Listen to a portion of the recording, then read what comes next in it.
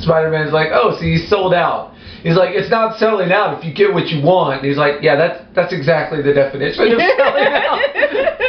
Craven, you're so dumb. You couldn't have defined it better, sir. Yeah, I thought that was great. I was like, yeah, it's not selling out if you get what you want. It's like, oh yeah, that's what it is.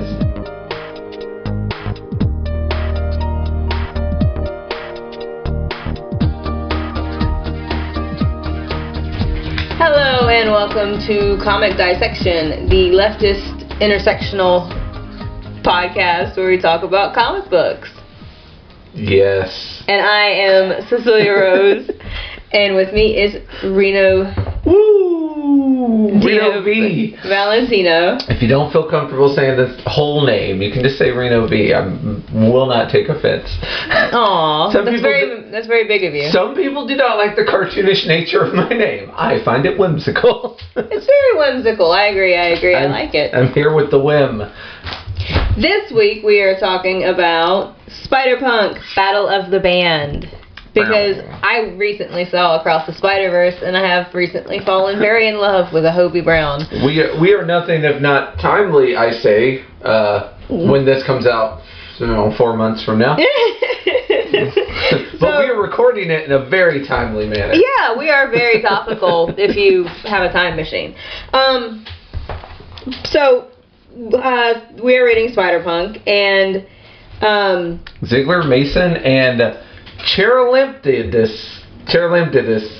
It's quite a name. That is a wonderful name. That's our color artist, and man. The colors are nice. They are. My hat's off to Jim. I'm going to call him Jim. Hats off to Jim. Good on you, Jim. Good on you, Jim.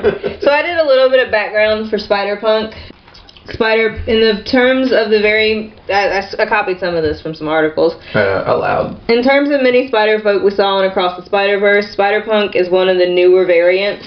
His first appearance was in 2015 in the Marvel comic event Spider-Verse, which, that checks out. It sounds right. I'm gonna check my files, but that rings true to me. This, of course, inspired the very first Spider-Man Into the Spider-Verse film, created by longtime Amazing Spider-Man writer Dan Slott. He was originally designed by artist Oliver Coipel to be the Spider-Man of the UK, but he felt the UK deserved a better Spider-Man that was more than just a tribute to 70s punk rock icon, the Sex Pistols. He loved the design, though, and so Spiderpunk was born. Unlike Peter Parker, Hobart Brown was living on the streets as an unhoused youth in Earth 138, but as often was the case for the multiversal Spider Brethren, a spider bit him. It was one of the mutated parts of President Norman Osborne's toxic waste dumping. So, the future is terrible. It's nice to know nothing changes. In our continuity, I say that like, the one that's here in the real world. On Earth 1, I guess you'd call it in Marvel terms, Osborn, I think he did make it to the presidency at some point. Yes, I think he was the president of the United States at some point. He even had a group of like Dark Avengers that went around. They looked like the Avengers, but they were actually villains. Mm-hmm. The Venom symbiote was one of them, although he wasn't on Eddie Brock. He was on Scorpion, who was like Matt McCorkle. I don't remember Scorpion's name. It's not really relevant.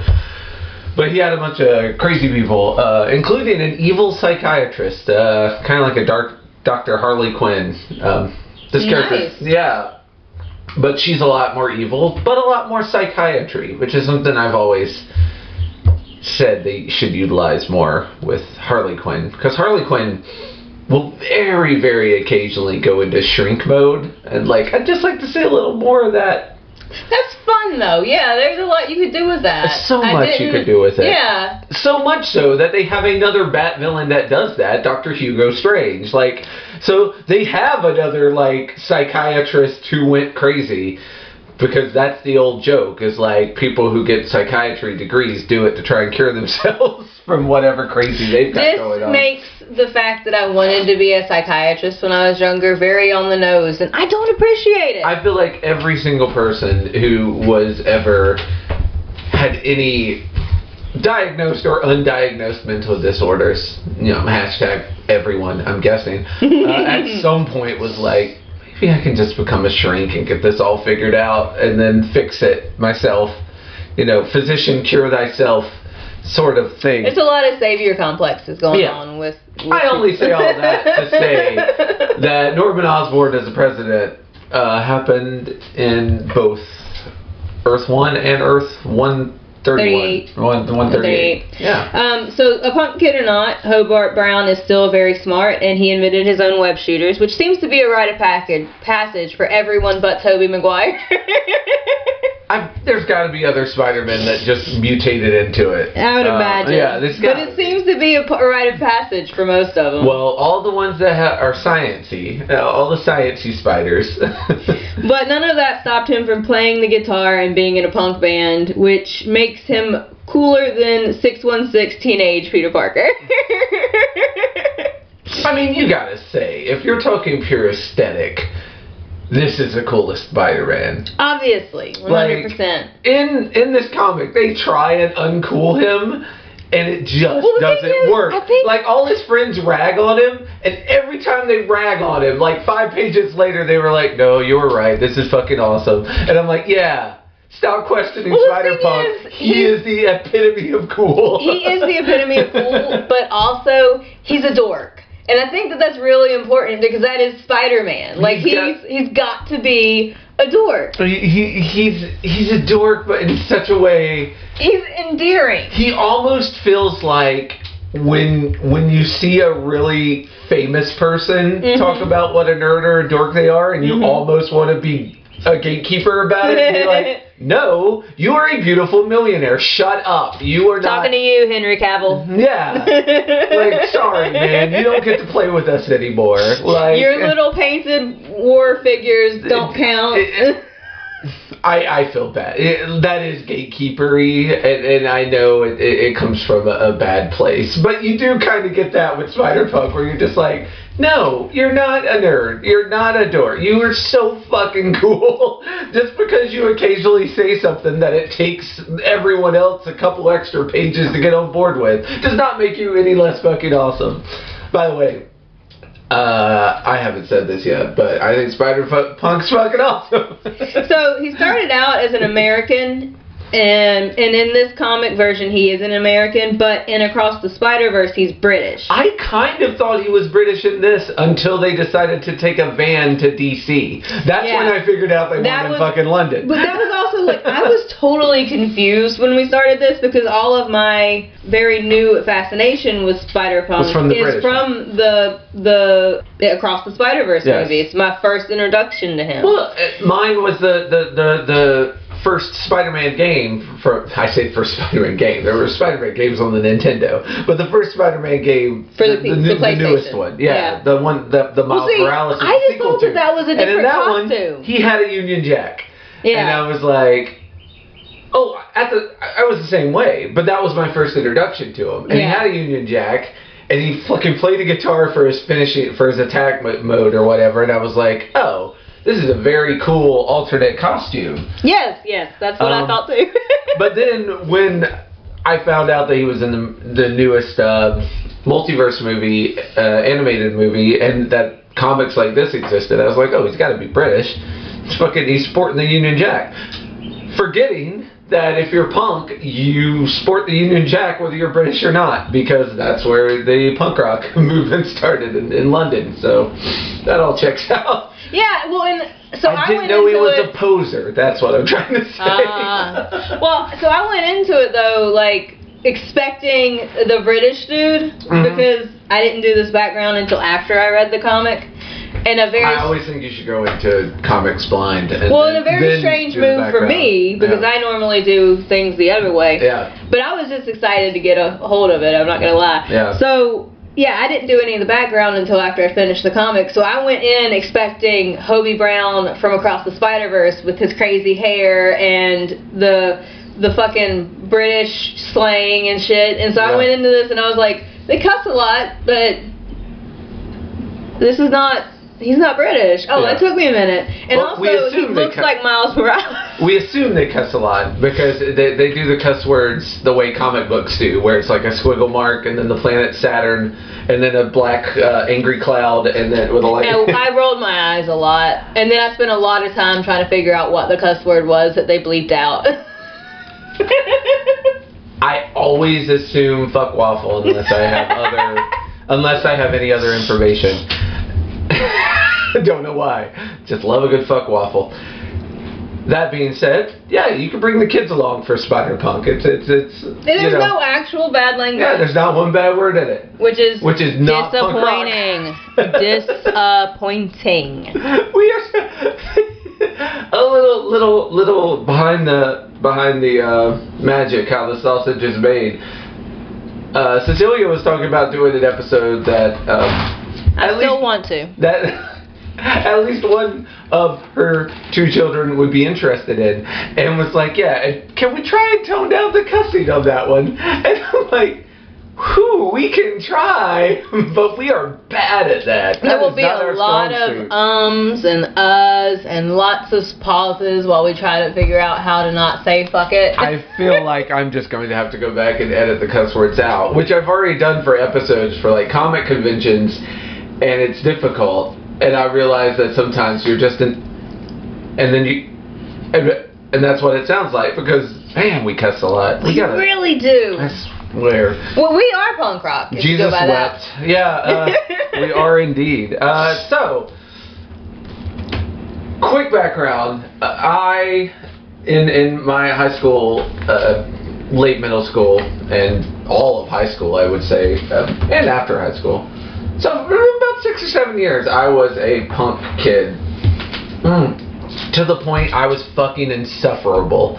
Like, I wouldn't listen to anything that came on the radio, because by the time it fucking came on the radio, it was for the normies, and it was mainstream, and I was way too cool for that shit. Like, this was the dark hipster side of punk rock, before hipster was a word, common parlance.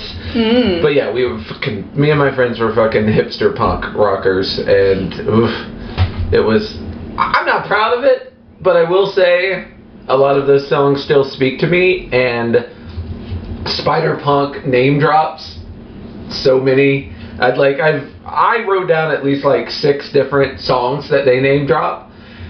I'm sure there are more that I missed because as much as I was into a lot of these bands, there were a lot of them that I wasn't because punk rock was huge, and punk rock was a very in addition to being anti-establishment, they were also very DIY. So a lot of their albums were just pressed on records that you could only get at shows at these hole-in-the-wall punk rock clubs. So bands would come out and you wouldn't find out about them. They would just rise and fall unless you were reading the punk rock zine that they happened to be in, which were these little magazines that the punk rock community printed up. They were usually in black and white.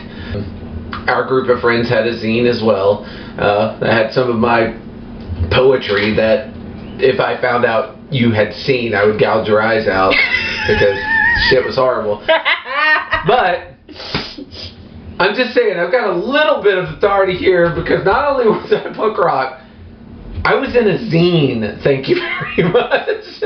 He is proving his credentials, and I'm just gonna come in and say, like a real punk, I don't have any because this was past my Here's the thing, you got nothing to prove. That's the most punk rock thing of all. This was I'm a child of the '90s, and by the time I got old enough to do stuff, punk rock started like in the mid '70s, and by the early 2000s. You had a little bit of pop punk left, like, you know, Green Day and Blink-182. Yeah, I liked Green Day. Yeah. I was into emo stuff. I did my MCR, Fall Out Boy, They Panic. certainly fell from a similar tree. Like, it all came from garage rock in the 60s, but they all fell out of the original tree. I wanted to... Before you came here, I wanted to make you a little playlist of like punk rock songs to listen to. Yeah. Including the ones that were mentioned here. but I didn't because I'm lazy. That's fair. Well, and I've gotten more into some stuff that I would consider kind of punk later, like now. Yeah. As opposed to when I was younger. I really like Anti-Flag and Anti-Flag. Rage Against the Machine. Good. Yeah. Yeah. But I've definitely gotten into that kind of stuff I as an older person. Less Than Jake. They're ska punk, which is not a respected branch of the punk community. I was gonna say ska. Really? Dude, Less Than Jake is baller, and they were one of the first. They were trailed lasers, and I will tell you this: Welcome to Rockview. Fight Me If You Wanna is a near fucking perfect album.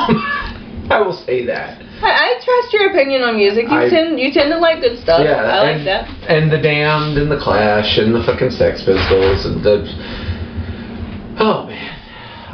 No effects. You know what? Let's start the show. We would just be listening. Here's the thing. I wanted to just put punk rock music through this whole thing, but I bet you $1 million that enough of those bands have sold out that we'd get hit with a copyright. Probably on that. We need anyone who wants to be later featured here. Can send us some of their music so that we won't get sued out the ass for it. And maybe, It's true. You want to give us a new theme song. Yeah. If you don't like a very obtuse video game music, now's the time. Get it on the ground floor. You will get a special mention and a lifetime lowest tier Patreon subscription. We can bump them up to the $10 one. Whoa! I know. We'll talk about this. We will talk about this off the air. Our very empty Patreon. You can get a free $10. Alright, so this takes place on Earth 138. Previously, prior to the Battle of the Band starting, Hobart Brown had killed Norman Osborn. Yeah, now there is a not Spider-Man. Yeah, I wrote that down. So Hobie is already different than Peter. He does kill. He sure tries. He took a electric guitar and punted Norman Osborn's head from right off his shoulder, body and into the ocean or the river or a pond. I don't remember where. Yeah. He knocked it in the Wawa and it went swimming. So the very first note I got is that when you open it up, there's a variant cover by Mike Del Mundo. Yeah. And Spiderpunk's got a no sleep patch on, and I'm like, Hobie's relatable. He really is. No sleep. Absolutely none. And it also makes me think of the Beastie Boys song "No Sleep Till Brooklyn." I don't know that one. But I know. I need to get you a playlist. even though we'll be done with the punk rock genre after this, I still need to get you a playlist. What is Punk Never Dies? Isn't that a? All right. So we start out with in the middle of a battle. Yes. With. Here's the thing. The battle is with this version of Kraven the Hunter. And Kraven in this is a fucking Nazi punk.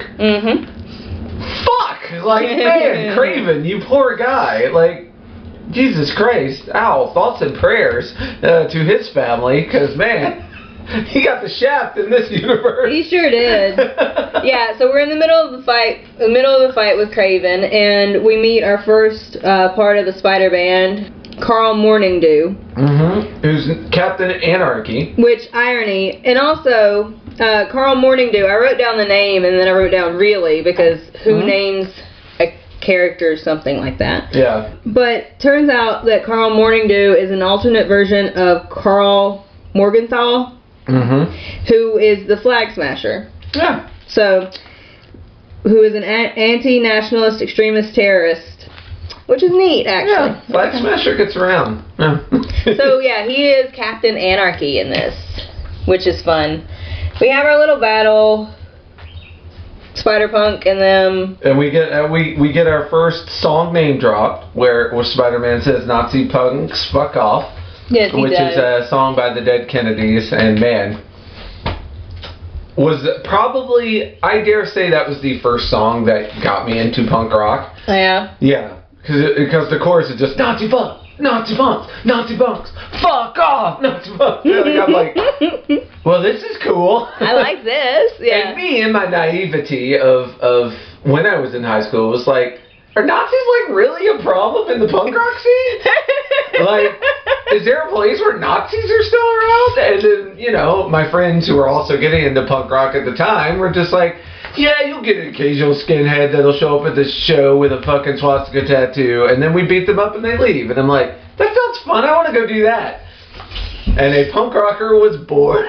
Nazi punks can fuck off, though. That is the official Can line. confirm. That is the official line of comic dissection. I feel comfortable saying. Yeah. So yeah, they kicked Craven's ass. And he's got a little gang of Nazi punks with him. Mm-hmm. Bad guys, but with cool hairstyles. Get a lot of mohawks in this comic. It is so cool. It made me miss my mohawk. I'm not gonna lie. Mm-hmm. So after they kick Craven's ass, and Hobart proves that he is a Spider-Man in the sense that he's also very funny. Yes. They pick up the weapon that Craven had, which seems to be a little bit high tech for what Craven's usually running around with. When he first picked it up, I actually thought it was a keytar. I was like, wait, is everyone going to have musical weapons here? Like, we're really leaning in on that band part of this, aren't we? Well, I mean, we do as we go on. We do. But only with the good guys. The bad guys are not cool enough to be a band. Nope. It was not a keytar. But it is a very strangely shaped, like, flat, really big laser gun. Mm-hmm. It was a cool design. I really liked it. But it was not a keytar. It was not a keytar. So we go to the Brooklyn Community Center, which is the first indication you get that this was not British. Yeah. And also known as Spider Base. It was so cute. And this also reminded me of my youth because this was like, when you get here, it's like 8 punks smushed in a small area, and it was like, I remember squatting with my friends and 10 people in a 4-bedroom apartment. Like, good times. Fun was had by all. When you look back on it, it was fun. Man, while you were there, it was not. So we meet some other parts of the Spider Band. We've got Robbie, and I don't know if they named this girl with purple hair, but Paula. Paula. Yeah. So Captain Anarchy has a boyfriend who he makes out with, which I wrote down, it's not Stucky, but it's still kind of cute. It's not quite Captain America and Bucky Barnes, but you take what you can get. Well, yeah. Different world, different sexuality. It's on brand that Spider Base is a community center. I also actually really like that. So we go in and Spider-Man gives the laser gun to a girl named Ree. Yeah. Who is Iron Lady. Well, she's actually Riot Heart, which I didn't recognize that I didn't recognize that Iron Heart or Riot Heart was Riri Williams. Yeah. Until later when you see her in costume. Oh yeah, all these people. Sometimes you get little hints, like when they're talking to Robbie and he's like, "I'm not going to Hulk out right now." I didn't really that kind of flew over my head until later when I realized, like, oh, this is an entire punk rock Avengers. Yep. Like, I had no clue. I kind of thought this was like the Spider-Man movies where you have Spider-Man and then all of his high school friends who are just high schoolers. But in this universe, like, the entire Avengers is a punk rock, well, Spider-Man would like to say band, but a group of punk rockers. Yeah.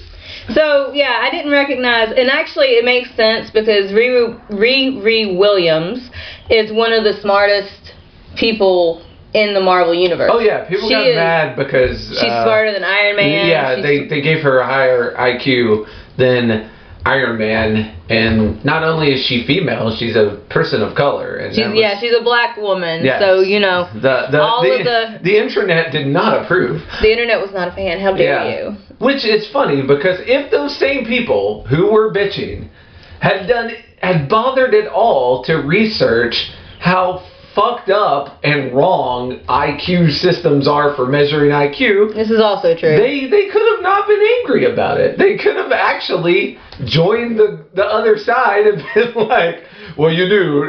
IQ measurement is just a racist throwback to blah, blah, blah, blah. But see, that would They could have turned that whole system on its head. They right could there. have, and that would have been a much better They're critique. just not smart but enough. But that would also be admitting that racism was inherently involved in making IQs.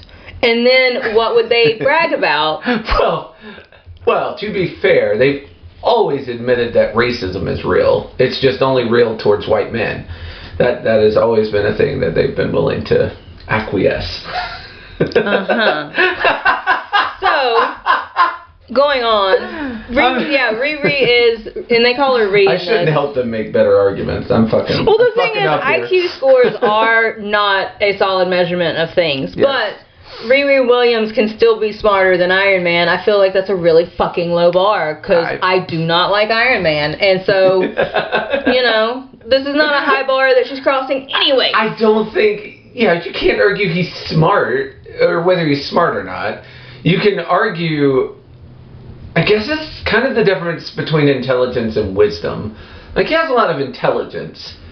In the same way you can be a rocket scientist who still, who's a right-winger. Like, you have a lot of intelligence, but you don't have a lot of wisdom. Well, and maybe Riri is also just more creative with her intelligence, and it enables her to do things Iron Man couldn't do. I have not admittedly read Ironheart, but I also really hate Iron Man. I know. I feel like you are willing to without having done the research, to be like, oh yeah, Riri's smarter.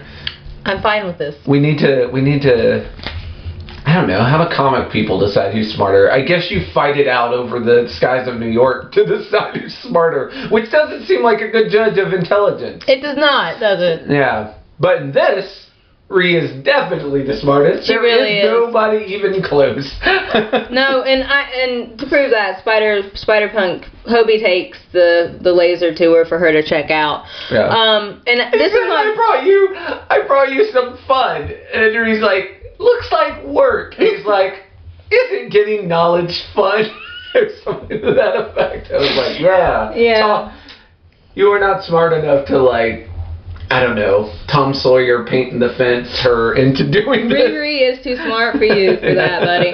So, this is when we first see Hobie without his mask on. Yeah, and this is where you were like, oh, this is different. Well, this is also, like, I thought he looked like Miles, and, like, I was kind of disappointed. Like, he looks too much like the Across the Spider-Verse version of Miles Morales for me. Yeah. I really appreciated Hobie's crazy hair and stuff in the movie, so it was a little sad. I always support crazy hair when one can have it. So, Kraven comes and attacks the community center. Now, I'm assuming that they had, like, a tracer in the gun, and that's how they found them, maybe? Maybe. It doesn't actually say. Yeah, they ask, how did they find us? And it's sort of not explained clearly whether Kraven, like, followed them, or there was tracer in the gun, or his benefactor told him, hey, here's one of the places where I need you to go and cause trouble. I'd imagine there's probably a tracer. That tech was pretty advanced. I'm pretty sure they probably just don't hand it out. Fair enough. Or also, it's later established that one of the hideouts they're looking for is underneath the community center anyways. So yeah, maybe that's the problem. Maybe that's what they were going for, regardless. Yeah. So they attack, and we get our first shot of everybody, like, Riri's in her armor here. Or at least one more team member is showing up. Yeah. I really like the Riot Heart armor. This is really cool. It's kind of got a communist Russian flag thing going. It does, actually. I didn't think about that, but yeah, it's cute. I really liked the armor, but this is also where I'm like, oh, she's Ironheart. Yeah. I'm an idiot. This took me far too long to figure out. I mean, to be fair, a lot of people introduced very quickly at the beginning of this. They get fleshed out later, but when it first comes in, fucking Hobie just kind of walks into a room with like 8 punks, and he's like, Carl, Paulo, Robbie, Rick, and Paulo, Riri, Matthew. Paulo's just a person, so like she doesn't have any superpowers. And she doesn't really show up again. I was like, she probably could have. I assume people that know the Spiderpunk universe would have wanted to see her maybe, she's known. But I was like, you probably could have had her not be there that day. You have a big enough cast already. Well, and also if she's just a person, it's also a little confusing. You know, that we've got some superhero. Yeah, you're kind of waiting for her to suit up, and it doesn't ever happen. They also, somewhere here, they mentioned that Spiderpunk killed Norman Osborn. Mm-hmm. And when they're talking about the tech, they're like, this is kind of similar to Osborn's War Machine fleet. Which, for people that know, War Machine is the Iron Man knockoff that the U.S. military took some Iron Man tech and kind of made their own Iron Man version. Yep. He shows up in the Avengers movies. He's a known commodity. But in this universe, apparently, President Osborn made like a whole fleet with this tech and went around causing trouble with them for a little while. Which is fun. Yeah, fun times. So we got Kraven getting beat for the second time in a matter of pages. Yep. And they were asking, they got him webbed to a wall and they're trying to figure out what his plan is. And Kraven says that he offered himself for an exchange of services. That's what he's doing here. And they said we were going to run wild in the streets, raise as much hell as we want, destroy what we want, make it a living hell so no sane person will want to live in, scare the trash away so that the place could be rebuilt again, repurposed. We have a word for that, bruh. Yeah, gentrification. So, too real, Spider-Man. Too real. Correct, yeah. Kraven's here to make the property value go down, basically. Yeah, and he does. Just by standing on the street corner as a fucking Nazi punk, he's lowering property values. Facts though, man. So, where was mine? This is, and just to warn you, this is another comic with no page numbers. So, I may be dropping notes too early or picking them up too late. Yeah. It's a thing that might happen. So, Kraven is in the middle of bragging that he's got more people who are Rhea set up like a digital camcorder to record him, like made of light. Like, okay, start confessing. Yep. That's a good scene. Yeah. I love that. Yeah. Rhea's so smart, though. Mm-hmm. So, anyways, they get blown up, and then in comes Taskmaster. Yes. Now I hate him. Taskmaster he was in the second Black Widow movie, but if you just know Taskmaster from the Marvel universe, or the Marvel movie universe, the extreme disjustice. Yeah. Taskmaster in comic continuity in Earth 1 is actually a supervillain trainer. Yeah. Like people like Red Skull, Kingpin, Norman Osborn hire Taskmaster to train their soldiers to fight. Yep. And he has a special. I think it's been argued back and forth. Very Slade. Whether it's very Slade. Slade is kind of a version of him, but I don't know if it's been proven whether it's a mutant ability or not, but he can mimic any physical feat that he sees. Mm-hmm. That doesn't require like he couldn't do Mr. Fantastic's rubber band shit, but yeah, anything that doesn't require superpower he can get. So if he's fighting Captain America and Daredevil, he's going to get a lot of new moves. Yeah. And he always carries around a sword and shield. The shield because his very first fight was with Captain America, and so he's got a lot of cool shield skills now. And swords, just because swords are cool. But in this universe, number one, he doesn't wear his cool hood, which sort of made me sad, because I don't think he looks as cool without it. Normally he has like a hood up. He's got the cape, but no hood. And his shield also has a money sign on it, because he's very much a freelance mercenary, like whoever pays him the most. He'll switch sides in the middle of the fight. If you offer him a nickel more, money, man. Yeah, you offer him a nickel more, he will switch sides. So he is kind of representing capitalism here. He really is. With the money shield and straight up saying multiple times that he's gonna. Yeah. He comes in with the line, if you're gonna bleed, try not to do it on my boots. Yeah. I see, my first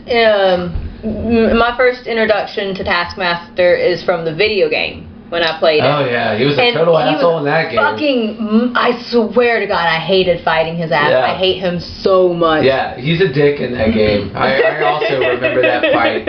I also remember you had to do a bunch of shit before you could even get to the fight. And then you do the fight, and you're like, oh, what an asshole. Yeah.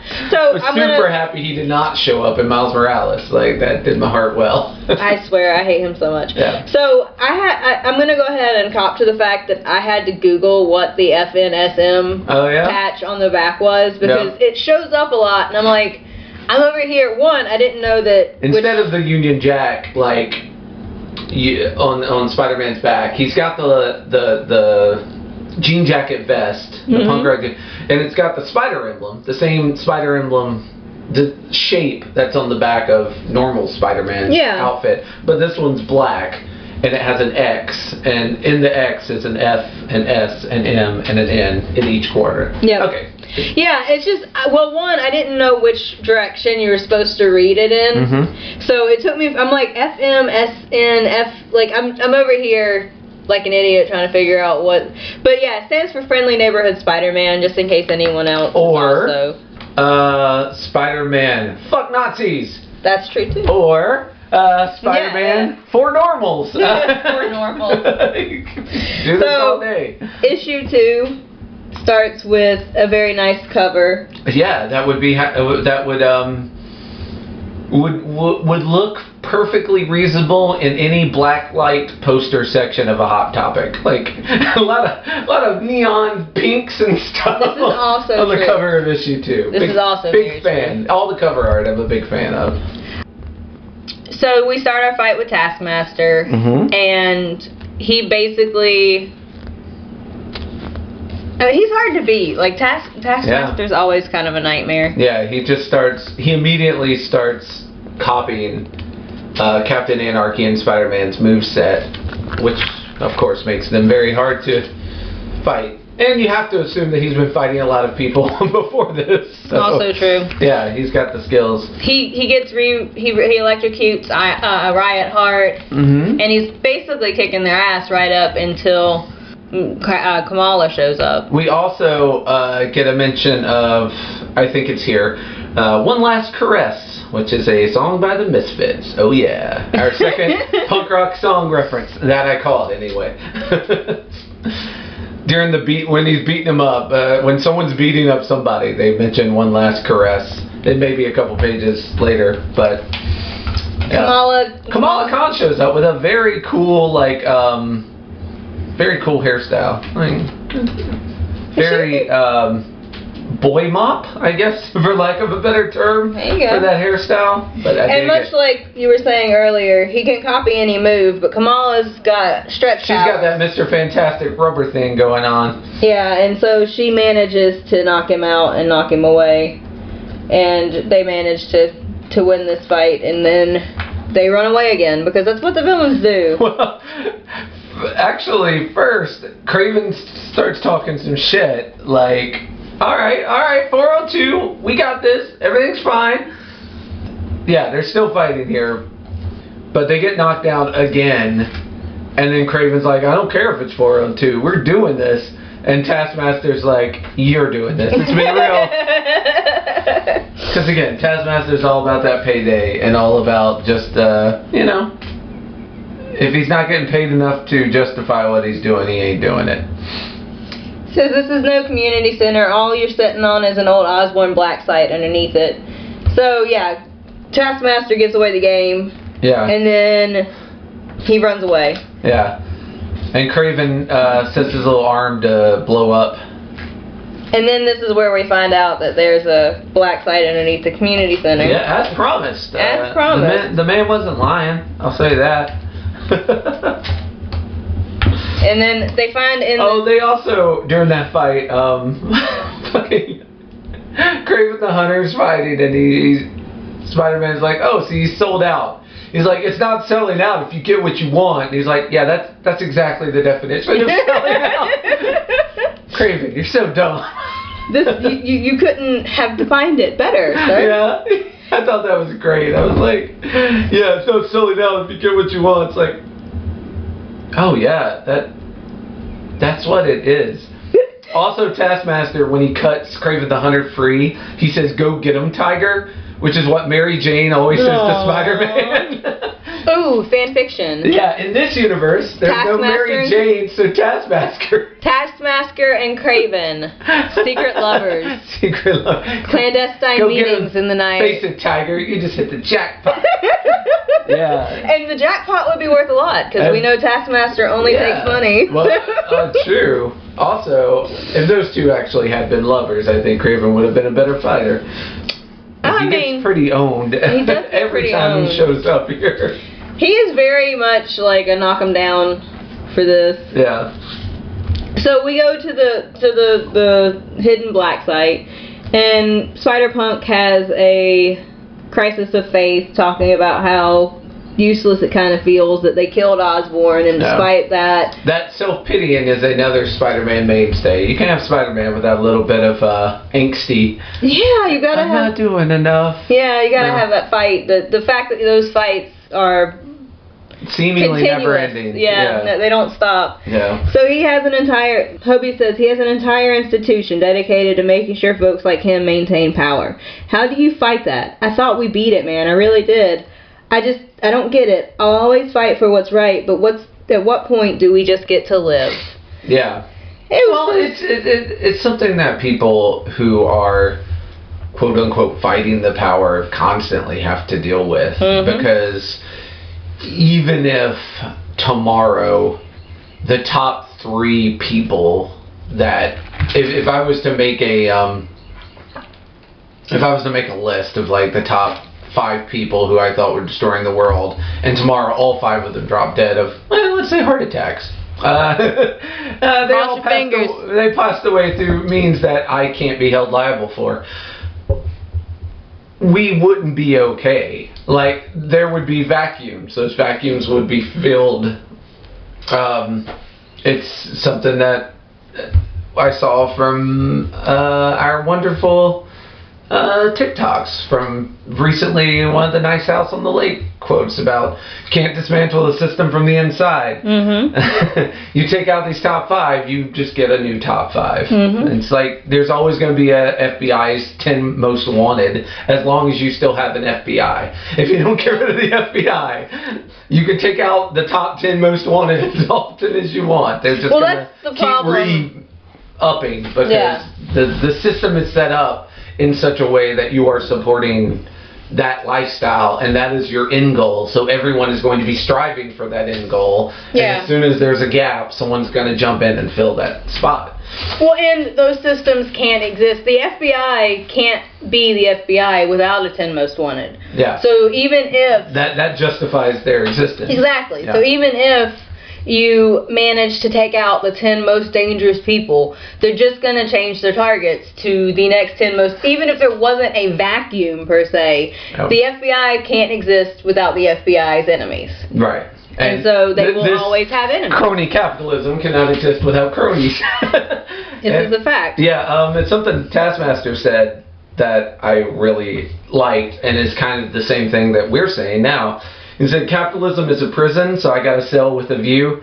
Like, it's a very good line, and it also that's kind of it. Like, we all know this capitalism is, like, suffocating us, but there are a ton of people that, A, won't admit it, and B, are like, well, yeah, it is, but I want to, like, if we're going to be in this anyway, I would rather be rich enough that I can afford one of those nice bunkers for when global warming hits. Or I want this pyramid to exist, because without this pyramid existing, I can't have the nice cell. There's no view. If I'm not at the top of the pyramid, I can't see over the mountains. Yep. I'm down here with the rabble, and that sucks. Yep. I don't want to be with the rabble. And that's the one thing I can agree with the people at the top.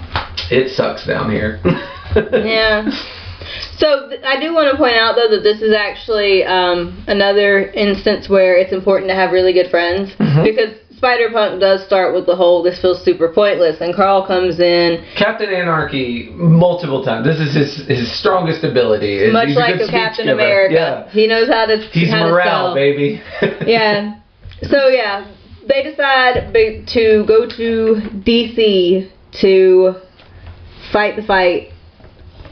And Riri tells Carl that he's created a monster. And he says that's what friends are for. Which is another very sweet line. Yeah, build your friends up, people.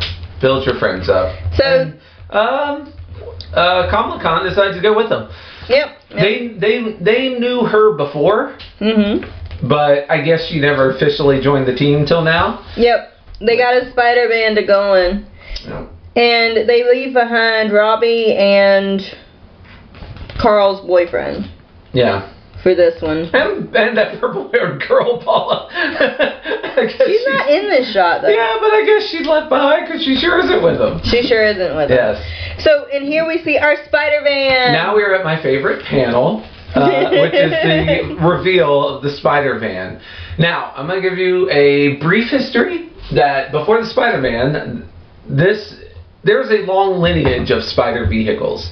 Started way back in the I believe in the 60s. The Human Torch, who Spider-Man and the Human Torch are like good friends in the Marvel universe. Okay. And the Human Torch has that Fantastic Four tower money, and Spider-Man doesn't. And so Human Torch, as a gift, bought Spider-Man a spider buggy. Aww. So it kind of looked like a sand buggy that you drive through the dunes that had no roof and big, huge, I guess water wheels. It was kind of a ridiculous looking vehicle. Yeah. And the color scheme is a nightmare. Spider drove it around till it got destroyed by somebody, and he literally webbed it up, what was left of it, outside Human Torch's window on the Fantastic Four tower, and just left it there. Aww. And I was like, that's kind of mean. He was doing a nice thing for you. But he was fucking fed up with it. He was like, dude, I web across the city. I have no use for this thing. This is what if you wanted to protect New York, but also get stuck in rush hour traffic? What if you wanted both of those powers? Sounds like a great time. So there's a long lineage of ridiculous spider vehicles that almost make no sense because Spider-Man can web everywhere. But in this instance, they actually found a way to make it useful. Well, yeah, because they can't all web, and so they decide to take the Spider-Man. Spider-Man doing the things a van can. Well, Kamala sings it in this kind of Spider-Man. They do this more than once, too. Yes, they do. And it is so... I love it. I love it every single time I come across it. Yeah. They're doing a road trip. And one of the places... I don't know if it's before this, but there's a list of locations. Yeah. Which is ridiculous because they're not actually going to these places. They're going to one place. But there's a paper that makes it look like they're on a tour. They're going on tour. Yeah, that's what Hobie says. And one of the places was Walnut Grove, North Carolina. So shout out to NC. Look at us. Yeah. We get a shout out. Yeah. I love that. our state, anyway. And the next scene is probably what I would consider my favorite panel because they're all singing "Hey Ho, Let's Go." Yeah. And it made me happy. And also the Spider-Man on the front has a pumpkin bomb sticker, which seemed kind of weird because that is some Norman Osborn shit. All of the Green Goblins, from Green Goblin to Hobgoblin to Jack-O-Lantern, all the goblin-y themed monsters, throw bombs that look like pumpkins at Spider-Man. And I'm like, you really want to celebrate that, bro? Alright. Bunch of punks going to D.C. to fight corrupt institutions, enabling bad guys to win. You gotta love that. Hey ho, let's go. That's the Ramones, another punk rock song reference. See, I did get that one. Yeah. I don't know the song, Ramones but I've... have got to be the most, from the 80s at least, the most well-known, punk rock band. Because they also did I Want to Be Sedated, which has shown up in so many movies and stuff. So we open up with yet another fight. Yep. I told you we shouldn't have hit that rest stop, Hobart Brown. Please don't Hobart me right now, sir. Yeah, don't say my full name. It's like when your mom mad puts your full name. When your entire given name. When my mother was like, Reno, Dino, Valentino, I knew I was in real trouble. Small lady also hates it when I say her whole name. Everyone does, because it means your ass is in trouble. So they end up getting into a fight on the road with... Daikon, who is Wolverine's... Well, I don't want to say illegitimate. His son, who he never took care of. Let me say, there's something about comic books where a superhero, a male superhero, they want to give him a child. But they don't want him to be a deadbeat dad. So they've got to come up with a way where this child gets born and Wolverine just didn't know about it. Or Wolverine got put in a coma for 10 years or whatever. And so that he can later come back and have not had to deal with the actual raising of the child, but they then can deal with the teenage angst part, because I guess that's the part that makes comics fun. And when you have a comic character who is a teenager getting beat up by bad guys, it's not as heartbreaking as when a 7-year-old is getting beat up by bad guys. I wonder if it's also because parenting isn't fun. And so having Wolverine take a break from being a superhero to be a dad wouldn't probably sell as many comic books. Well, it kind of feels like, honestly... Also, I feel like he'd be kind of a shit dad. That was my thing. I was like, how about you cowards make him a deadbeat dad and give him a redemption arc?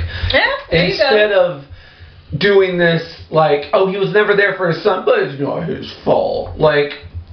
This is not the only male character to have a child and have a justified reason for fucking not being a good dad. Like when we did Catwoman Lonely City, like Riddler had a kid, but Riddler was like, yeah, I was a fucking deadbeat dad. I fucking decked it. I left. Well, Riddler was also a villain, so it's easier to do with a villain. Yeah, but it was like, but then I became better and I came back and I got off that cocaine. Yeah, I stopped riding the cocaine drink. I stopped jumping around like a green jumping bean. I mellowed out. Wolverine, they would never do that with him. And all the male superheroes who have kids, none of them ever have to be fathers. They just get to jump straight. The closest they ever did was with the Flash. The Flash had 2 kids, and they actually, like, sort of had him training them for a while, but that storyline went fucking away, and when they rebooted the DC Universe, one of the 80th times they've done it. But that was as close as it ever got. Most of the time, if you're a male superhero, you just don't have to deal with kids. Peter Parker in Across the Spider-Verse has Mayday, so he has a daughter. And he is actually parenting her in that. So, like, I am going to give that movie credit for that, because he is actually, like... He takes her with him on adventures and stuff, and he keeps her safe, and like he's actually parenting. There you fucking go. I didn't realize until right this second what a fucking difference that is. Like that is. It's not normal. And Guykin is just an example, and he ends up turning into a villain, like he is in this. He ends up being there he is. He ends up being a bad guy. But yeah, I just remember reading that and. Here's the thing, full disclosure, I'm not a Wolverine guy. Like, I kind of hate him. I was a Gambit guy, and those two never got along, so... Also a Gambit girl. Yeah, to show loyalty to my boy, I also hated Wolverine. I'm indifferent to Wolverine's existence. I only like him because I hate Scott Summers, and so... I will give him that. He hates the same guy I hate. But he hates him because he's an asshole alpha male edgelord shitbag. Like, Wolverine, every time he would show up in a crossover comic, because I would only see him when he would pop up. I like him in that Loki. I like him in that Loki one. That's fair. That's actually a more recent example where he wasn't. But I'm talking from the 80s and 90s when I was reading crossover comics. Whenever he would pop up, it was always like fucking 10 seconds of him popping up. He fucking would whip his claws out and be like, "I'll fucking cut you, man!" And Spider-Man would be like, "Dude, all I'm saying is let's take the guy in without gutting him." Like, why do you have to fucking edgelord about goddamn he was always a dick to Spider-Man. Why do you always have to be, "I'm the best at what I do"? Like, I don't have time for your catchphrases. Let's just go catch the guy. And please don't stick your claw through his head. Like, that's all I don't think I'm asking a lot. If you're really as good as you say. And maybe that's another reason I didn't like him. Again, he didn't get along with Gambit. He didn't get along with Spider-Man. And Spider-Man is notoriously easy to get along with. Yes. The only thing that annoys you about Spider-Man is how often he quips. Yeah. And that's nothing. And there was also that whole thing with, well, you're not a real mutant or whatever. And, like, do you have to be a gatekeeper for that? Like, this is unnecessary. You do if you're alpha male Wolverine. That shit. Yeah. So we get to Philadelphia. A lot of bitching about Wolverine. You can tell where we stand on this podcast. Yeah. We get to Philadelphia where the Spider-Van decides to break down. And we meet Daredevil, who, man, I get a crush on. She's very nice. Yeah, Daredevil drummer. Poop! Made my heartbeat. Matea Murdock, Daredevil drummer of Philly. And she's standing on a Punk Pizza sign, and I love that sign. Punk Pizza. Punk Pizza. Also, every single road sign that they show through this entire graphic novel, or trade paperback, every single one has graffiti on it. Every single one. Like, the punks are... This is a world where... Philadelphia. Where spray painting is very important to show turf. Yeah, we know who's making the money here. So, Matea explains how her powers work and how she can see, and even though she's blind. Yeah, and there was a funny scene where they're like, oh, is she doing it right now? Yeah, I think she's doing it right now.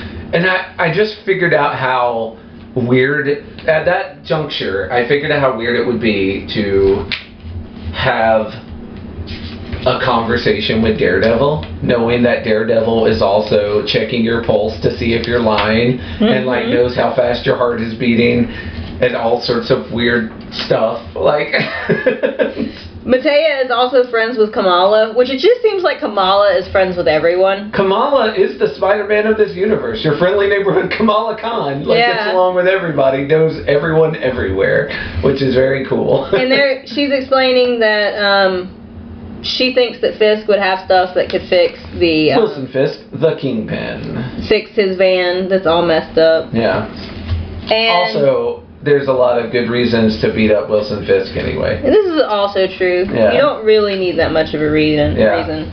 So, they decide to go fight Fisk. And Daredevil does a drum solo on the roof to get her echolocation power to like map out the interior of the building. I fucking love it. So she's like just doing some drum soloing on the roof. And of course Spider-Punk's immediately like, hey, I got a band, you want to join? We need a drummer. And then you get a cool scene of them just heading through the place and just beating the ever-living crap out of everyone. This is one of the coolest panels I have ever seen, because it goes from being like, you're reading it vertical standing up. To horizontal. Yeah, and then you have to turn it to the side. Yeah, and it's the 3 floors, it's the roof, and then the second floor, and then the first floor. And you get kind of picture of them popping through and beating everyone up through it. So there's also a line, and I can't find it now, but where Matea says the rot is in the roots. Yeah. And it's just a really, really good line. I appreciated it a whole lot. Matea was really fun. I liked her. Yeah, absolutely. Yeah. Wilson Fisk goes by Kingpin, club promoter, and ticket impersonario turned free-for-all gouger. And I was like, oh, Kingpin's Ticketmaster in this world. Okay, I got it. I know who you are. I know your shit now. You're just Ticketmaster. There's also something... But then he moved on to drugs and exploited, like, he sells medicine illegally, like just like the Kingpin in every other universe, any underhanded thing he's got his fingers in. He does offer to pay them to come work for him. Yeah. He's also operating out of Philly and not New York in this universe. Yeah. Which makes sense, because, man, fucking New York is sick with heroes. If I was a villain, I would not be working. I'd be in Boston. I would not be fucking working out in New York.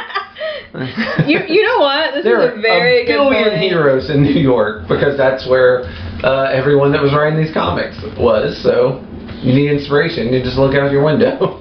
Well, and also though, I feel like for someone like Spider-Man, there's a really cute comic that I've seen on the interwebs that talks about Spider-Man, and it's got him shooting a web out in like Kansas, and there are no buildings. Yeah. Like something like Spider-Man swinging around a cornfield doesn't really work. You need those tall buildings. Well, you need a city, but you don't specifically need New York. You don't specifically need New York, but you do need a city. That's what Spider-Man wouldn't work in Kansas, much like Superman would. Yeah. You know. So yeah, they fight Fisk.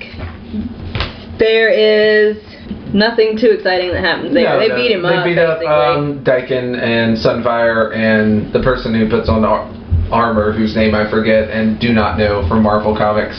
The other two are X-Men villains, although Sunfire jumps back and forth a lot. Sometimes he's good, sometimes he's... Or Sunspot, sometimes he's good, sometimes he's bad. Depends on the day. But yeah, they are all defeated. Daredevil does some cool Daredevil shit. We get back to the van with the part to fix it, and Carl and Ree were playing video games. But they also had to beat up a couple guys. There's like a little pile of bodies next to them. Yep. They were like, "Oh, I'm glad we left you with the van." Yeah. It was just busy work, but it turned out it was actually a good thing. Yeah. And they get their van back up, and then they head off to D.C. And we get a shot of what I wrote was an unholy coupling. Weird fucking a Venom symbiote over Norman Osborn's head floating in a jar, like Futurama style. And I'm like, oh, he's not dead. He's alive. And Taskmaster just kind of hanging out next to him. I guess kind of like you put fish food in a fish tank. He's just there to feed Norman every once in a while. Open up the top of his jar and throw some fishy flakes in there for Normie.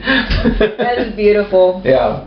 I also really like all of the covers for these. This cover they would all make great posters. They really would. This one, I really like that. That is nice. Yeah, he's tuning his guitar in front of a brick wall with wanted posters for his whole punk rock gang. It's good stuff. It is beautiful. Yeah. So we get to episode 4. We're at the Washington Memorial, where a truly evil sculpture. The Lincoln statue. Norman Osborn has taken Lincoln's head off and put his head on the top of the Lincoln statue, or it was never Lincoln, depending in this universe. But I prefer to think he decapitated the statue. Well, you think of how many times Donald Trump was like, "I'm the greatest president we've ever had." Like, better than Washington, better than Lincoln, better than anybody. If I did read Trump thought he could, he would absolutely take Lincoln's head off and put his head on. I did read that Norman Osborn's slogan was "Make America Great Again," and I don't know if this was before or after the Trump presidency. It might have been after, right? But I can't. It's very on the nose, and I liked it. Yeah, they didn't hide the kind of person that Osborne was at all. So there's a line they're talking about the reason why we're zoning in on the statue in the first place is because the main bunker is underneath the statue. Let me ask a question. You're Norman Osborn. You own properties everywhere. Yeah. Why do you build your secret bases under public buildings where literally anybody could accidentally stumble into the basement and find them? Why would you not put it under a warehouse that you own? I mean, I guess it's plausible deniability. You could be like, oh, that's not my base. I don't even own that property. Big evil bunker under the big evil government. Big evil bunker under the big evil monument. Subtle. I mean, does it just give you like a villain erection to be like right under this soup kitchen thing with my face on it? There's a soup kitchen, but underneath, evil. Yeah, I don't think any of the villains and any of the things we have ever read have understood the concept of subtle. Subtlety is not a super villain. You know what? If you're going to be subtle, you're not a super villain, you're just a villain. Yeah, if you're going to be a super villain, you need a theme, you need a super bass. You need a gimmick that you are willing to go so hard on that it costs you your freedom multiple times. Well, you're going to lose. You're going to lose for the aesthetic. Yeah. You've got to have the aesthetic, though. Well, you know what? I didn't think there was anything I could admire Osborn for, but I do admire his commitment to the cause of evil. But they taking that gimmick to the next level.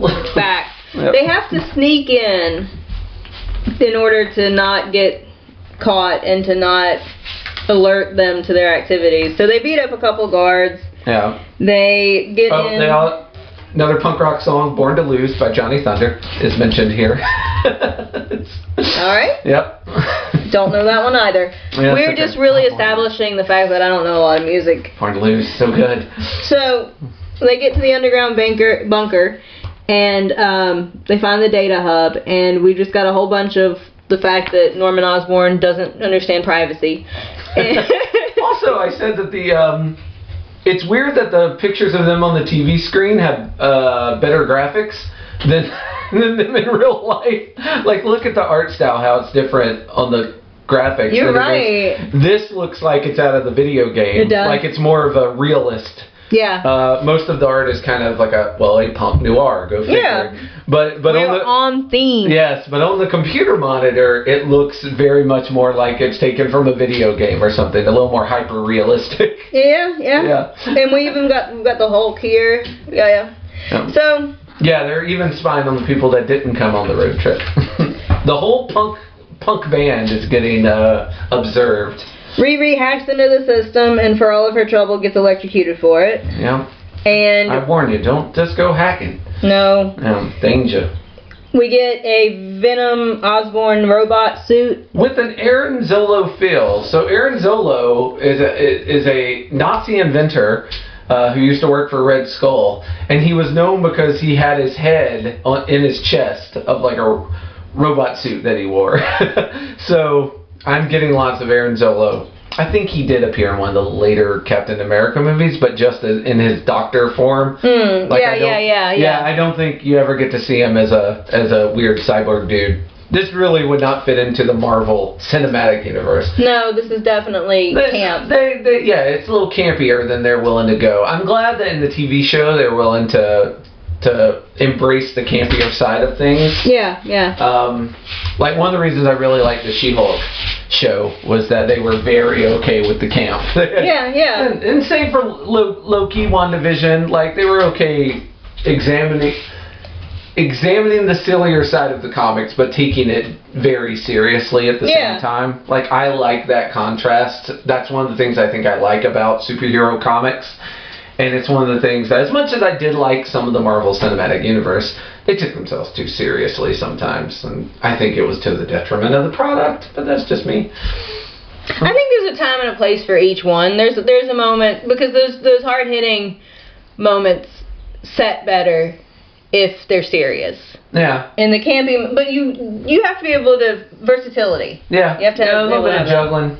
So we meet our Norman freaking Osborn. Yeah. And he says, "You fought the law and the law won." Yeah. So there's another music. Yep. I know that song. Yep. And also for our bad guy opposite band, we got Officer Venom, War Sentry, and Taskmaster. Duh. So Officer Venom, I'm sort of confused by. I don't know who that is. He sort of looks like Eddie Brock eventually becomes, I think his name's Anti-Venom. He sort of gets into the military during one scenario. I don't keep up with the symbiotes because there's so many of them now and they're all doing their own fucking thing. Like, Venom's dropped so many little Venom seeds everywhere. There's a planet symbiote with just another deadbeat dad. Yeah. And I also don't understand how Osborn has the symbiote on his face, but Officer Venom also has a symbiote. Like, I'm confused by that. War Sentry is a combination of a guy named Sentry with the War Machine armor that was mentioned previously. And then, of course, Taskmaster we've already been introduced to. Yep. So now we got a 4-on-4 battle royale. Yep. So we have our nice little fight. Of course, Hobie's going after Osborn. It's not going super well for the good guys at the start of it. No. Taskmaster keeps trying to beat up Carl. Yeah, they kind of get wailed on here. This is not a good look for the team. It's not. Kamala gets electrocuted, which stops her from being able to beat up Taskmaster. Yep. Hobie takes that personal, and he gets upset that they mess with Kamala. Because she's a baby. She's such a sweet girl. Yeah. And they knock him out. And they all wake up in a cell. Yep, they're in jail. They're in the jail cell. And this is where we get another really good line from Spider-Man. When they're kind of deciding that, well, I think we're done. I think we're gonna lose here, but we gotta go out. We gotta go out swinging, right? Like we can't give up here. I do appreciate the reality that killing one bad dude isn't gonna fix all the problems. And, like, you still have to fight the bad dude, but you have to also do something with the systems that enabled his existence. Yeah. I think it's a good... Yeah, well, it's all the Spider-Men have to deal with, like, murder and whether it's the right answer or not. And I think this is Hobie's kind of coming to Jesus moment on that, where he's like, man, I killed the dude that I thought was the problem, and the problem's still there. Maybe killing maybe that didn't work. Also, fucker's not dead. But here he says, he's like, well, what do we do now? And he says, the Spider Band puts on one last show. We play so hard and loud and fast and sloppy, which is all that's punk rock AF, that the grass on the White House lawn never grows back. We'll raise so much hell, no one will be able to forget what we did here today. I like that. The grass on the White House lawn never grows back. Yep. Another good line. But it turns out they are not in like a prison cell miles under the earth. They're in like a storage locker right outside because Norman's gonna kill them on live TV for everybody. Because that's how these, again, willing to take the L to keep the aesthetic of a supervillain. Well, and the whole point was, Norman's argument was that because Spiderpunk killed him in kind of a public way, he upped Norman's popularity. Oh yeah, he made a martyr out of him. Yeah, and so now Norman is gonna apparently do the same thing. Cash in on that. Yeah. He's also gonna cash in on it, because what we didn't mention was outside of this memorial there was a big protest going on with a bunch of like Norman goobers talking about how, you know, it kind of think January 6th, like a bunch of guys outside the Lincoln Memorial, or the Osborne Memorial, with their signs and stuff. So Osborne's getting ready to cash in on all this goodwill and kill Spiderpunk, the guy that supposedly killed him. But how does that work? Because if you're a martyr, and then 1 month later, 6 months later, I don't know how long it was since Spider-Man bumped his head into the Hudson, but you come back? Yeah. Are people like, oh, we missed you so much? Or they're like, where the fuck have you been? And why didn't you tell us? And what are you doing? And, like, you're going to kill a teenager in front of us? Like, is that making it okay? Nothing brings the American public together like a good old-fashioned live execution. I can't argue that, but my argument is, like, it feels cheap that the guy you thought martyred himself for you actually didn't. I imagine you would feel maybe relieved, though, that your hero, God King, got to come back. It's just weird how he suddenly pops up like that. It is weird. You kind of feel like there needs to be a, hey guys, I'm recovering right now. Man, it was hard, but I'm okay. In a couple weeks, I hope to be back to my tough self. But no, this is a comic book straight universe. On back. This is a comic book universe. I'd imagine most of these people are used to people coming back from the dead. That is a very good point that I did not think of. I bet the audience, maybe they were just like waiting for him to come back. They were like, he can't be dead. This dude's like, I mean, here in our universe, there's people that still think Elvis is flying around on a spaceship and not actually dead. So him and Tupac like play checkers in space or whatever. So I guess it's not that weird to just be waiting for your guy to come back. I don't understand it, but I guess not. So we get Osborne in front of a cheering crowd, getting ready to execute the Spider-Man. Kill these teenagers! They're going to start with Carl Morningdew, and I love his didn't know bacon came in black ooze. Burn. Love it. Beautiful Agent line. Venom getting his heart broke. So Taskmaster says, any last words, Kami? And God. Once again proving that like they do not understand nuance. Well, they don't understand the definitions of words. Like, words have meaning. Communist, socialist, liberal, leftist, anarchist, like those are just, they're all the same thing. Pedophile. Like these words are all interchangeable. They all mean the same thing to someone who is as lazy of a thinker as Osborne fans are. Yeah. So they're going to start with Carl and Carl. Sentry. Our Sentry. Our Sentry dude's like asks if he has any last words, and Carl's like, "What's coming is badder than any nuke. You're gonna wish you had headphones, because I promise you, it's about to get very, very loud." And yeah, they detect radiation incoming, and they're like, "Wait, does someone have a tactical nuke?" Like, nah. Worse than that. Yeah, we got a Hulk. Yes. And Hulk destroys our Spider-Man. On top of Sentry, like puts it through him. Yeah. Yeah. Which I thought that was going to be the end of Sentry, but somehow you could imagine. It is not. Somehow it is not. This dude becomes the middle of a car or a van and is still just bumbling around. And then Taskmaster eats a drumstick, and we find out that Daredevil is also here. Yay! Yay! We got the band back together. In the band. The battle of the bands. Hulk likes Riri's suit more. Yeah. Yeah. So we end up with another fight. Damn. We didn't win the competition there, Sentry. Your suit's not as cool. And we end up with another fight, another big boom. This one goes better because, it's 6-on-4. And you've got a Hulk. That's how punks win. They just they bring the numbers. That is how you win, though. Yeah, it's true. like we're all skinny little kids, but there's like 12 of us. So 2 of you, we're gonna beat the crap out of you. And sure enough, and hacks into Sentry's armor and straight up steals it. Yeah. Which is very funny. He just falls out of his own armor. And gets new armor. Badass Sentry armor. Hulk crushes all the cops. Yeah. Osborne sends out like little Osborne drones with his head on them because he's a class act. If you're gonna have drones, put your face on them. Yeah. Branding. Just like everything Batman has that bat in front of it. Osborne has that. Is Batman a villain?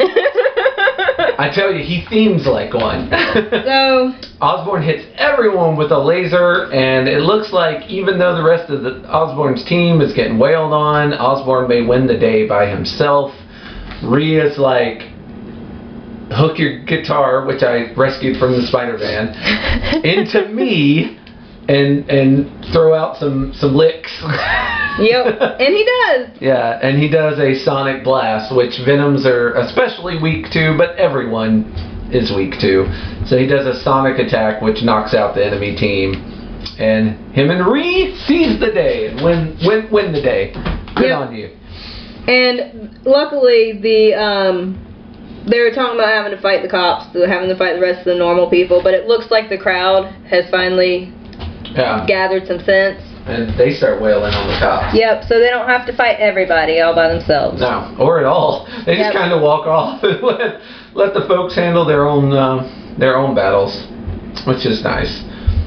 There's a very funny scene where, actually this might be the first time. I'm not sure if this is the first time they part or this time, but Hobie is super sad that Daredevil's leaving, and I think Hobie might have got a little Daredevil crush. I don't know if it's this time or the first time that Daredevil's leaving, but it's like, so that's it then. And Daredevil's like, oh come on, I'll see you when you come through Philly next time you're on tour or something like that.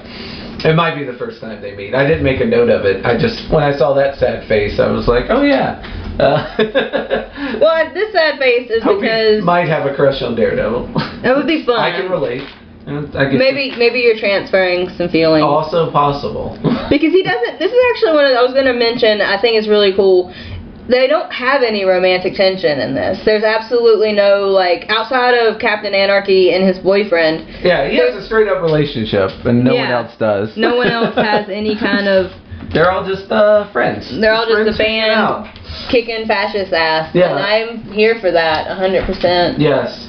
Yeah, this is the one I'm talking about. This, like, look at him when he's going, so this is it, huh? Like, that's a little bit of like, we don't get to hang out anymore? I don't know. It could be platonic, but it looked very sad there. In this sad scene, he's bracing for whatever the long-term fallout of this is going to be. Well, if nothing else, their base got blown up, so they got to find a place to live. In one of the most expensive cities to find a place to live in. And there's a really nice end panel of the Spider Band. Yeah. Honestly, if you're going to ship some people though with Matea, look at her and Kamala. If you're going to be shipping Matea with people. Yeah. With Kamala. Well, I didn't say that he was going to get with Daredevil. I said he had a crush on Daredevil. But yeah. I mean, it is so Spider-Man to have a crush on someone and then not get that person. This is fair. Yeah. This is fair. So we end up with an end panel of the band. The band watching the riot. the people throw down a little bit. Yeah. And they enjoy the view for a moment. Yeah. And like tomorrow we got a lot of cleaning up to do, but for today, let's just enjoy our victory. Yeah, the tomorrow will come. Yeah. Then we have some, at the very end of it, we have some alternate covers. Very Spiderpunk from the video game. Yeah, one of them's. And then we get a descriptor of the Spider-Man and Riot Heart's armor and how it looks. Spider-Geddon. Yes. And that was Spiderpunk. Man, punk rock AF. AF. Did it pass? Did it pass? Here's the thing. I was pleased. I was very pleased. I was personally here for all the gender bent characters. I really liked the female Daredevil. I prefer Riri to Iron Man, so that was a thing that I really enjoyed. I'm with you. I'm just, I realized I had not picked anything for... Oh no! For 2 weeks from now, so I'm doing a very quick look for that. Uh-oh. Who knows what we will read next time? I feel like a fucking... Well, I just realized earlier, like yesterday, that I hadn't picked out a big question yet. So... Oh. I'm gonna fall back on something real simple, and I'm gonna ask you what your favorite Spider-Man variant is. Ooh, all right. Now, first we have a question. I have a question to your big question. Uh-huh. Are we talking like all inclusive or just design? Because they're different answers. Do both. Okay. All inclusive is one that I don't think was in either Spider-Man game, but maybe it was in the first one. It's been a while since I played it. But they're Cosmic Spider-Man. In the Marvel Universe, there's this power cosmic that goes around, and different people get it at different times, and basically it gives you like almost godlike powers for a little while, and then it goes off to find someone else. And it supposedly like comes when you need it most and then leaves to help other people. Because someone else will need it most. Yeah. Makes sense. For a run, Spider-Man had it. He was Cosmic Spider-Man. He had a very cool outfit that was white and blue and starry, and like it still had the Spider-Man like this just around the nose and mouth, but all the rest of it was like white and blue and stardust colored. It was like it was a very cool outfit. But I liked him the best because Spider-Man's entire philosophy can be summed up with his famous line of "with great power," or Uncle Ben's famous line of "with great power comes great responsibility." So what happens when you give him God power? and he kind of struggles with it because he's like, well, now I have even more power and I've got to do even more. Yeah, that's the most power and the most responsibility. Yes. And then he also does get a bit of a God complex. Same thing happens when he gets the symbiote costume for the first time, but that it turns out is because the costume is manipulating him and bringing out his worst aspects of his personality. That makes sense. So it's definitely happened more than once, but I really like the struggle he has with the Cosmic Spider-Man. Oh, okay. And dealing with that power influx where Peter Parker is alternating between I don't deserve this is too much power, I can't be everywhere at once, this is I'm letting everyone down, and I think I'm God and everyone needs to start bowing to me because man, look at this power. It's just like the little brother and like the variations in mood from like I don't deserve anything to I am the best. Yeah. What are you okay. Yeah. So yeah, that's probably my favorite like overall Spider-Man variant. I like that. Yeah, I could see how that would be really interesting. Yeah. If I could find, if they had made it in a trade paperback, I would love to cover it. But the individual issues are expensive. If they are available on the library comic app, whatever it is, Hoopla or Libby or something, I might try and find them and like mark down the issues at some point in the future. But yeah. Now, if we're just talking aesthetics, probably Spiderpunk. Okay. just to do a different one so that I'm not just copying that. In the Miles Morales game, there is a green and purple Spider-Man outfit. Of course. I wear it all the time. I bet you do. Yeah. So, yeah. Just so I don't take the Spiderpunk one because it's too obvious. I also really like that purple and green one from the Miles Morales game. Don't know where it's from. Don't know any backstory behind it. Just that outfit. In the first game, there was a yellow and black one that I thought was really cool. Also, I have no idea where it's from. Don't know the story behind it. Yeah, but it's cool. It's pretty. Okay. Yeah. Well, if we're just going on aesthetics, obviously Spiderpunk. I cannot tell a lie. Well, and I also really, for the same reason, I really like Spider-Man Noir. Like, I enjoy. So that's such a good. Yeah. It's such a good look, and also I just have something for people who fight Nazis. Let's just be honest. It's a type, and I like it. Friend of the pod, Alex Severe has a little Spider-Man Noir figure, and I want it for my wall of little figures so bad. She will not give it to me for some reason. Maybe she also wants it, and that's why she has it. I don't know. Probably not it. That don't make sense. Yeah. So, based on overall background, character, everything. I actually Spiderpunk. Look at that. Well, also that, but I'm gonna have to maybe just for nostalgia go with regular Peter. Well, that's not a variant. Well, there are a lot I guess it is now. There are a lot of Peters. Well, it could be argued Miles is the Spider-Man and Peter's the variant at this point. But well, I was actually going to say that because I grew up watching Spider-Man. Radioactive Spider-Man. The one. I will tell you this. That cartoon had the most bangingest theme song. Mm-hmm. Radioactive. Well, and I grew up. Spider-Blood. Radio. God damn, I love that song. I grew up watching that though. Yeah. So like Peter is who ends up with Mary Jane and like all that stuff. I love that shit. He's certainly the one with the most history. I mean, he's been Spider-Man for 50 years. My children. Before anyone else popped up. My children have both. They never watched anything like that. Yeah. So they've watched just the Across the Spider-Verse stuff. Yeah.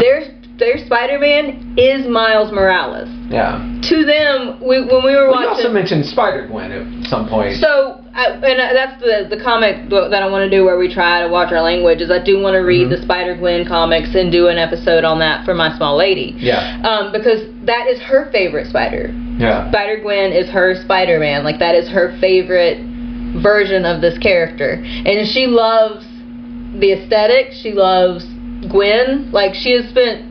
And most of her Christmas stuff so far has been very Spider-Gwen themed because that is what she is into. She loves Spider-Gwen. But it is true to a certain extent that like there's more choices now. Yeah. And like there's a strong female, and actually there's a lot of fan theory, and it may never be said one way or the other, and maybe it doesn't matter one way or the other, that Spider-Gwen is trans. Mm. Because her color scheme is very trans flag colors. She's white, pink and white, right? Pink and teal. Oh, okay. So yeah, like there's some color, but there's a lot of variations now. And I do think you can argue that the original Peter is also a variation. He may be the one that we're the most knowledgeable of and have the most. Yeah, I mean here's the thing.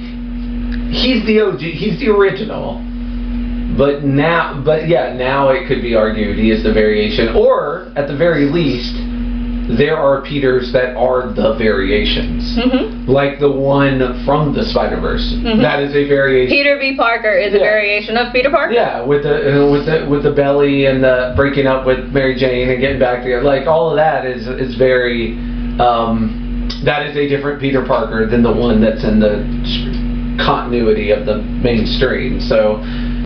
Yeah, I don't know. It's a great time to be a Spider-Man fan because, like, and it's like Baskin-Robbins 31 flavors. Like, you'll find a if you're a mint chocolate chip Spider-Man, there's a Spider-Man for you. Yeah. If you're a vanilla Spider-Man, there's a Spider-Man for you. Rocky Road, we got it all. Like, and especially Across the Into the Spider-Verse, the very first movie, you really only have Miles, Peter B. Parker, Peter Parker, and Gwen. Those are our four. Yeah. Well, at the end, you get like three. But they're not as well fleshed out. No, you don't spend as much time with them. Yeah. So there's a lot. And then when you go into Across the Spider-Verse, you've got Spider-Man India, you've got Spiderpunk, you've got Miles or Miguel O'Hara. Like, you've got all of these different... 2099. Yeah. You've got all of these different Spider-Men now. Yeah. So there's a lot of really variation. Is. Like if you want an edgelord Spider-Man, you got Spider-Man 2099, which I have some Spider-Man 2099 comics somewhere back there. So my little brother and his husband went and saw Across the Spider-Verse. Yeah. And it's really funny the way that there is a Spider-Man for everyone. And me and my brother both really love Spiderpunk. Like, we've fallen in. And actually, I'm going to give this to him for Christmas. But I won't tell. Well, he doesn't listen anyway, so boo. Well, maybe he'll listen to this episode. But it comes out in November. Yeah. That's close.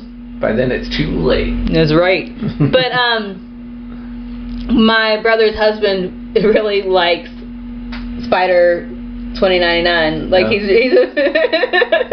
She introduced him to Wolverine. Well, I don't know. Those two were cut from the same cloth, Wolverine and Spider-Man 2099. Well, I'm not sure if it's Spider-Man 2099's character or just the way Spider-Man 2099 is drawn. He has a cool design. Yeah. I will give you that. The blue with the red skull, like inverting the covers thing. and doing the claws. Yeah.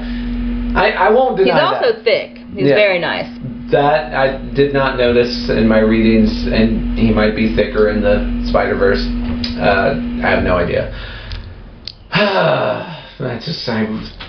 I don't think we should judge based on thickness. I'm just saying, like, some of us are can like it. Some of us are not blessed with thickness. Some of us are blessed with thickness in the wrong places. I don't think it should determine how good of a superhero you are. I'm not saying it does. Or supervillain. But I am saying I am saying that you can like a character for that. Who coincidentally is thick. I actually like him for his personality. It just turns out he's also very good looking. Hey, I mean, I don't require thickness to root for the villain.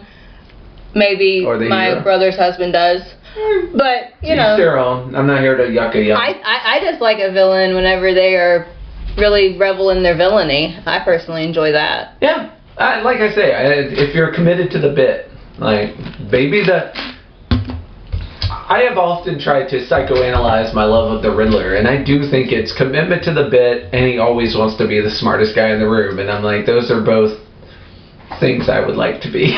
See, personally, when I root for the villain, I like how terrible they are. Like, Su Yang in Mao Dao Zushi has zero redeeming qualities. Yeah. He is evil just because he is crazy and seems to enjoy it. But he's also very pretty. And I require very much, that is all I require. My favorite Street Fighter character is Vega. And Vega is a dude who wears a metal mask so that his face doesn't get hurt in battle. Vanity. Yes. He has a claw hand, and he's the only person that uses a weapon in these tournaments. He just straight up like, I'm going to cut you. I don't give a shit. I'm not here for anything. Yeah, I'm not here to cut people. And his winning phrase when he beats you is, handsome fighters never lose battles. His entire purpose in life is to get rid of ugly things. Like, he's just like, look, I just want the world to be beautiful. So if you're ugly, I'm probably going to beat you to death and leave you to bloody and bruised in a gutter somewhere. He is just evil as they come. Like, the main bad guy is not as evil as Vega. Like, Vega's a fucking monster. But he's pretty and he's cool looking, and yeah, I understand. And he's committed to the bit. I understand completely. Yeah. Messed up my beautiful face, you witch! I will make you suffer. That is from the 90s anime movie, The Bad English Dubbing. Oh no! Where Chun-Li kicks his mask off, and he gets very upset about it. The Bad English Dubbing. Yeah, good times. But you will be happy to know, Cecilia, that because I had not picked my pick for the next 2 weeks, you have gotten a reprieve from He-Man for another month. Yes! We're going to do one that was recommended when we went to Carolina Con. We actually wrote suggestion. We had a little thing where you could write down suggestions of things you would like to see covered. And somebody wrote down Y the Last Man. So in 2 weeks' time, we are going to cover Volume 1 of Y: The Last Man. And I think this will be very interesting because this is a wild premise of what if all the men died out one day. Women could go on walks in the middle of the night by themselves. That is some of it, yeah. Definitely. But this is 9 volumes. It's done. I mean, this was completed back in the early 2000s. But it's very interesting to see how Brian Vaughan, Pia Guerrera, and Jose Marzan Jr. Think the world would be if we lived in a world where all the men disappeared. And also how much of a guy fantasy it wouldn't be, because if you're a guy, you might be like, oh, I'd fucking love it if I was the last man on earth. Oh, damn, like no competition. I got girls for days. You were not thinking this through at all. No, you just imagine it would be a fun orgy. You imagine you would be in charge of the world's largest brothel that would be planet Earth. Like, that is what you are thinking. This takes I'm not going to say more realistic, because it also veers into crazy town in other ways. But I'm very interested to get a woman's take on this. Awesome. When I read it many years ago, I thought very highly of it, but I am interested to how it will hold up now. Because let me get the publishing date real quick, because this was put out in 2003. That is 20 years I ago. have got to imagine there's at least something problematic in there we can bitch about. We'll find out in 2 weeks. Yeah. Read it with us, won't you? Yep. Yes. Until then, we have Patreon with multiple tiers that you can give to if you like the things that you hear and you want to help us. Or if you just want to be a part of the community, honestly. Also true. Even the lowest tier gets you into the Discord group that we are trying to build. That's where we are trying to construct our community. But if you can't afford that, we also have a Facebook page. We also would love some 5-star reviews and some, yeah, all those things. Just interact, honestly. Yeah, or tell people about the pod. True. Yeah. We love you whether you give us money or not. But if you want to help us support our punk rock lifestyle, you certainly can. And until next time, Nazi punks fuck off. Nazi punks fuck off. Be your own ally. Yep. But if you need help, we're here for you. And 100%. And Y: The Last Man, 2 weeks. Latest. Bye-bye.